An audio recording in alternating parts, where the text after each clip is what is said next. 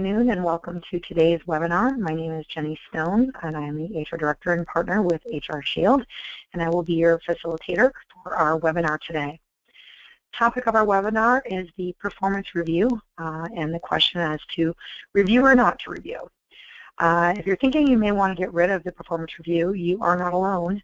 A survey of executives revealed 58% believe that their current performance management approach drives neither employer engagement or high performance. And that feeling goes well beyond the executives. The performance review has kind of become a punchline. When you get busy as a manager, you may not remember anything specific, so you end up giving an overly generalized review. This prevents poor performers from improving, and the best employees resent not having concrete details that can help them get the next promotion. As numerous studies have shown, stack ranking employees can have a devastating impact on morale and motivation of team members. It's especially damaging when those doing well are forced to be ranked as poor anyway to fit the system used, like poor ASOC above the Dilbert cartoon.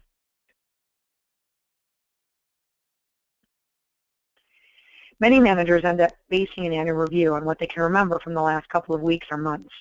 This is unfair to a team member who may have been great the other 11 months. And it also can encourage manipulative behavior from others who may only work hard or politic right before a review. By early 2015, around 30 large companies representing over 1.5 million employees were following a similar path. No longer defining performance by a single number, these companies were emphasizing ongoing quality conversations between managers and their teams. Deloitte, Adobe, Accenture, and most recently GE, to name a few. The main reason for the decisions to change how they do performance management are the following. First was time costs. When Deloitte analyzed their process, they found that employees and managers spent around 2 million hours a year on performance reviews. The problem was that much of the time was spent talking about the ratings themselves. Companies that remove ratings are seeing the conversation shift from just justifying past performance to thinking about growth and development. The result is better employee development, which seems to be a win for everyone. Return on investment. Companies are not seeing them have enough of a positive impact on performance. And then there's the question of morale. As the comments I just shared show, there's a lot of ways for them to end up causing more harm than good. And then there's the changing nature of work. Numerical performance management systems don't take into account how work gets done today. Who sets 12-month goals anymore? Some workers need goal cycles of 1 month or even 1 week. Work is also happening in teams more than ever, and many people are involved in multiple teams that are spread around the company. Few managers accurately know their team members' performance when that employee is involved in many other teams. They're often doing work the manager doesn't see or even understand.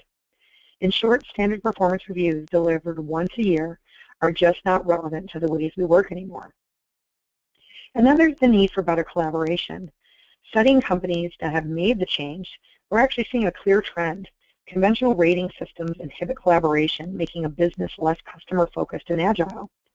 Top ratings lead to high status, promotions, and raises, yet not like at school where everybody gets an A if they do hard work.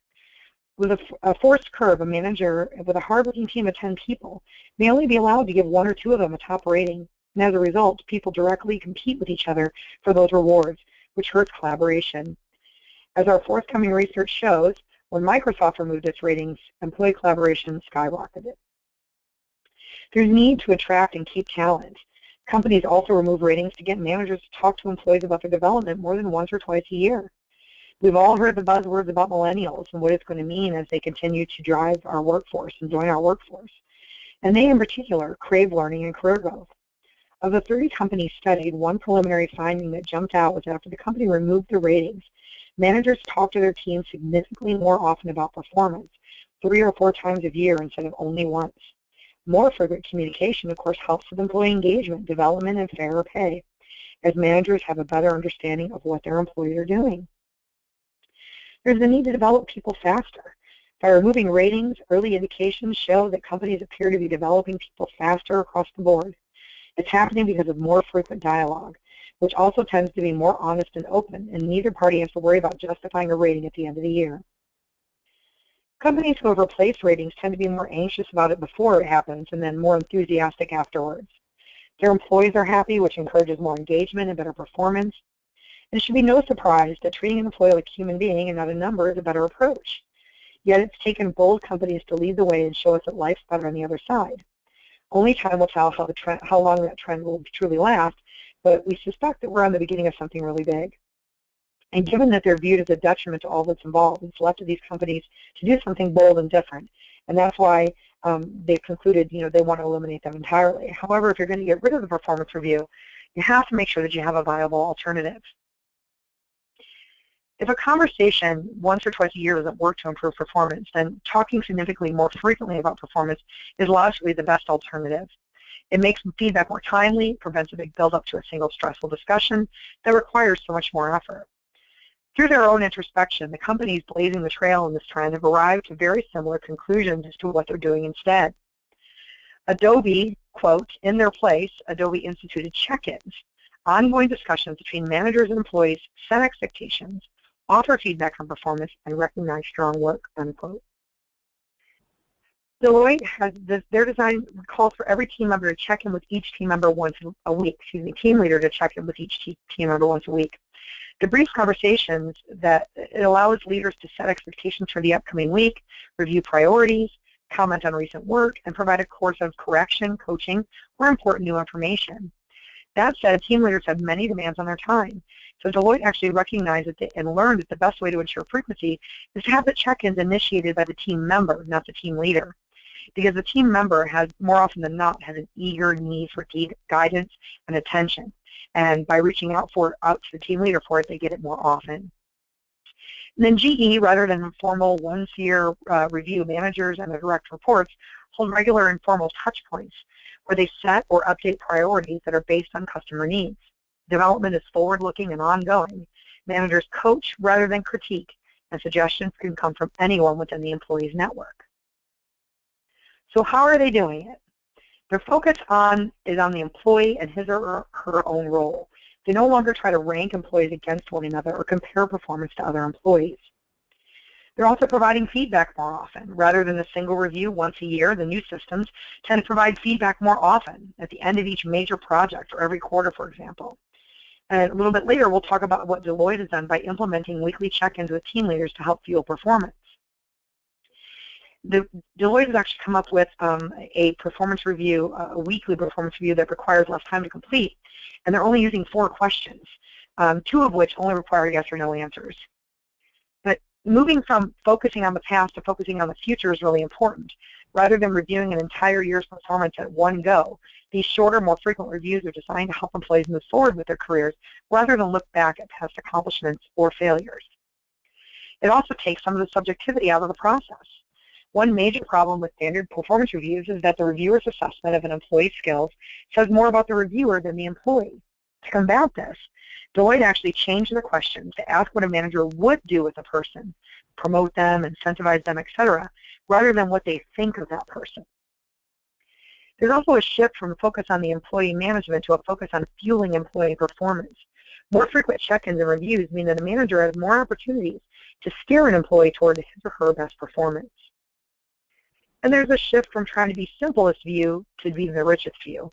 And many review systems in the past are designed to simplify employee performance down to a single number, like a rating or a ranking. And this new breed is more about generating a richer, nuanced view of every employee to facilitate better performance.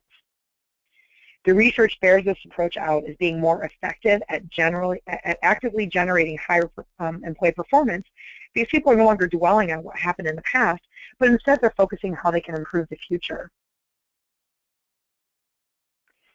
So not what you think, what you would do. So Deloitte came up with this plan to have their team leaders asking these 4 questions. To recognize each person's performance, they had to be able to see it more clearly. How they faced 2 issues, the idiosyncratic rater effect and the need to streamline the traditional process of evaluation, project rating, consensus meeting, and final rating. The solution to the former requires a subtle shift in their approach. And what they did is, rather than asking people their opinion of a team member, like a 360 review or an upward feedback survey, they found that what they needed to do was ask the immediate team leader, but critically, to ask a different kind of question. People may rate other people's skills inconsistently, but they are highly consistent when rating their own feelings and intentions. To see performance at the individual level, then, They ask their team leaders not to about the skills of each team member, but how their future actions with respect to that person. So at the end of every project, like once a quarter or at the end of long-term projects or once a month, however many times, they would ask the team leaders to respond to 4 future-focused statements about each team member. They redefine the wording in those statements through successive tests, and they clearly highlight the differences among individuals and reliability in their measuring performance. And here are the 4 questions. The first 2 are done on a 5-point scale, from strongly agree to strongly disagree. So question number 1 is, given what I know of this person's performance, and if it were my money, I would award this person the highest possible compensation increase and bonus. So this is measuring the overall performance and unique value to the organization on a 5-point scale, strongly agree to strongly disagree. Question number 2, given what I know of this person's performance, I would always want him or her on my team. What this does is measure the ability to work well with others, again using that same 5-point scale, strongly agree to strongly disagree. The third and fourth questions are yes and no questions. Number 3, is this person at risk for low performance? It's yes or no. Identifying problems that might harm the customer or the team, yes or no question. Number 4, this person is ready for promotion today. Again, yes or no. It measures that potential on a yes or no basis. In effect, what Deloitte is doing is asking the team leaders what they would do with each team member rather than what they think of that individual.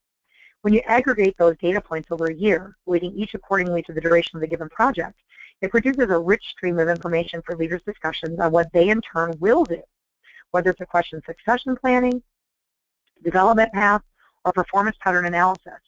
Once a quarter, the organization's leaders can use this data to review targeted subsets of employees, those who are eligible for promotion, for example, or those who have critical skills. They can also debate what actions they might take to better develop that particular group.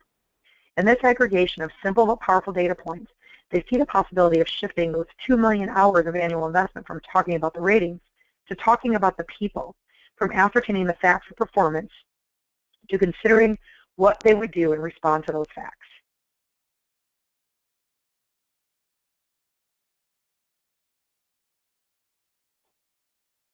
So what does this survey say?